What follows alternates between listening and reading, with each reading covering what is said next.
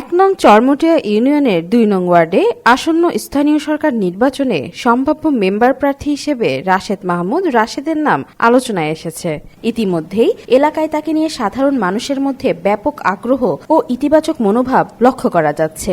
স্থানীয় বাসিন্দাদের সঙ্গে কথা বলে জানা যায়, রাশেদ মাহমুদ রাশেদ দীর্ঘদিন ধরে এলাকার বিভিন্ন সামাজিক ও উন্নয়নমূলক কর্মকাণ্ডের সঙ্গে যুক্ত রয়েছেন।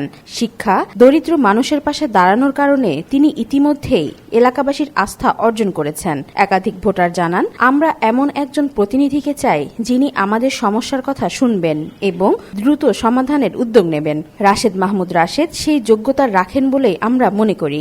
এদিকে তরুণ সমাজের মধ্যেও তাকে নিয়ে ব্যাপক উৎসাহ দেখা যাচ্ছে। তারা মনে করেন, একজন উদ্যমী ও দায়িত্বশীল প্রতিনিধি হিসেবে রাশেদ নির্বাচিত হলে ওয়ার্ডের সার্বিক উন্নয়ন ত্বরান্বিত হবে। যদিও এখনও তিনি আনুষ্ঠানিকভাবে প্রার্থিতা ঘোষণা করেননি, তবে এলাকাবাসীর প্রত্যাশা আগামী নির্বাচনে তিনি অংশ নেবেন এবং ২ নং ওয়ার্ডের মেম্বার হিসেবে দায়িত্ব গ্রহণ করে এলাকার উন্নয়নে গুরুত্বপূর্ণ ভূমিকা রাখবেন।